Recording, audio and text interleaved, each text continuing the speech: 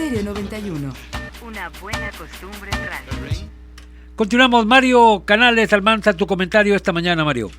Gracias, güero. Muy buenos días a los integrantes de esta mesa. Buenos días al amable auditorio de Panorama 91.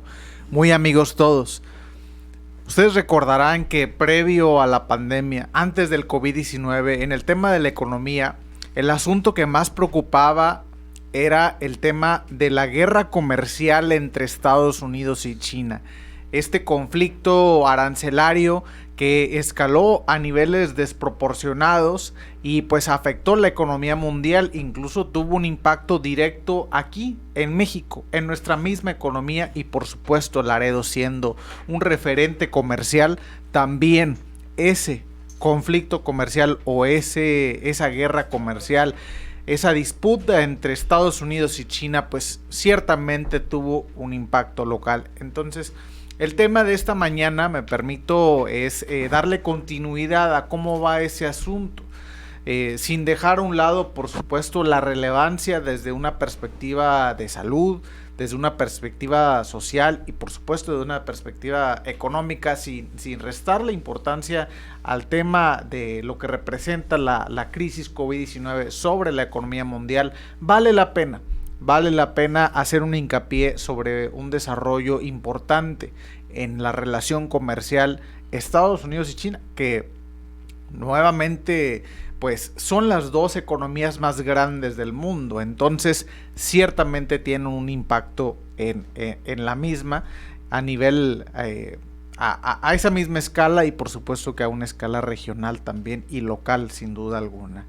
El entonces presidente Donald Trump, hace un par de años, 4 para ser exactos, empezó un conflicto comercial con China, argumentando que el déficit comercial que Estados Unidos sigue sustentando, y en ese entonces también lo tenía, déficit comercial significa que Estados Unidos importaba más de lo que exportaba hacia aquel país en Asia. Entonces, a partir de ese argumento, en ese dato del déficit comercial entre Estados Unidos y China, pues Trump empezó, ya saben, que lo de él era la hipérbole, era el argumento, las sentencias, las amenazas, y pues empezó primero con una serie de aranceles a las importaciones. ¿Qué son aranceles? Aranceles simplemente son impuestos, es decir, si entra un producto a México, como ejemplo, bajo el tratado, si cumple los requisitos del Tratado de Libre Comercio, pues entra libre de aranceles, es decir, puede cruzar sin ningún problema. Si hay un arancel, un impuesto, pues hay un gravamen sobre ese mismo producto. Lo mismo sucedió en ese entonces. El primer producto creo que fueron lavadoras, que era lo que se importaba desde China hacia los Estados Unidos. Básicamente Trump empezó esta guerra, ese era un conflicto comercial, después escaló con aranceles retaliativos por parte de China, y así empezó. Entonces la guerra comercial hoy parece insignificante, pero en su momento no lo fue. El tema comercio fue un eje rector de esa administración de Estados Unidos, y las negociaciones en ese entonces, ustedes recordarán muy bien porque lo planteamos en este espacio, las negociaciones con China, las negociaciones por supuesto del tratado del hoy modernizado Tratado México, Estados Unidos y Canadá. Entonces, una serie de frentes que tenía el gobierno de los Estados Unidos, encabezado en ese entonces por el presidente Donald Trump, en el ámbito comercial. Empieza la campaña de los Estados Unidos, y Joe Biden era el entonces candidato del Partido Demócrata, es decir, el partido contrario al poder en ese entonces, que eran los republicanos, y promete una perspectiva distinta frente a China, en el sentido estrictamente comercial. Pues aseveró Biden que le daría mayor prioridad al trabajo coordinado con aliados para enfrentar a China. Es decir, lo que decía Biden era en ese entonces que iba a detener la guerra comercial, que ya no iba a imponer gravámenes, aranceles comerciales a la relación con China, contrario, iba a ser un trabajo coordinado, menos caótico, para hacer frente, al final de cuentas, a un objetivo que creo que permea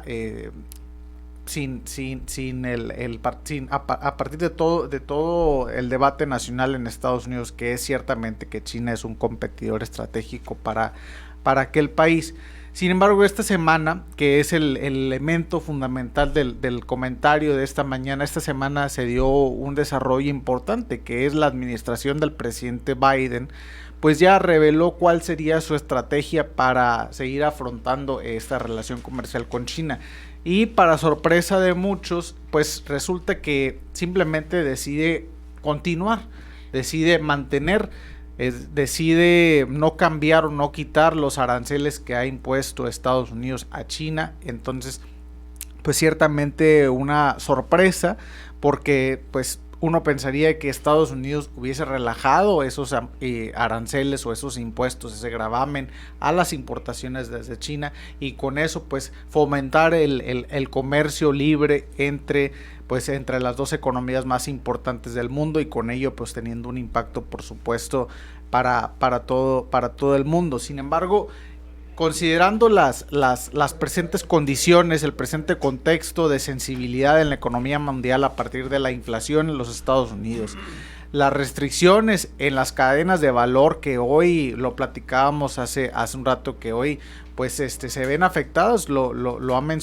se ha mencionado aquí en México mismo, pues que se están tardando en llegar productos para el hogar, precisamente a partir de que pues están las cadenas de valor mundiales pues muy restringidas, precisamente por lo que está sucediendo por la pandemia y por el alza en la demanda del consumidor, que ha sobrepasado las expectativas en algunos casos. Entonces, por si fuera poco, el presidente Biden no ha podido cumplir con este tema del acuerdo comercial con China, que era su intención, relajar esa guerra comercial. Por lo tanto, la misma continúa y puede ser un punto de enfoque en algún momento para la economía mundial, porque técnicamente la guerra comercial sigue ahí. Sin embargo, ha sido sobrepasada con justo derecho pues por la pandemia misma como un factor determinante para la economía mundial.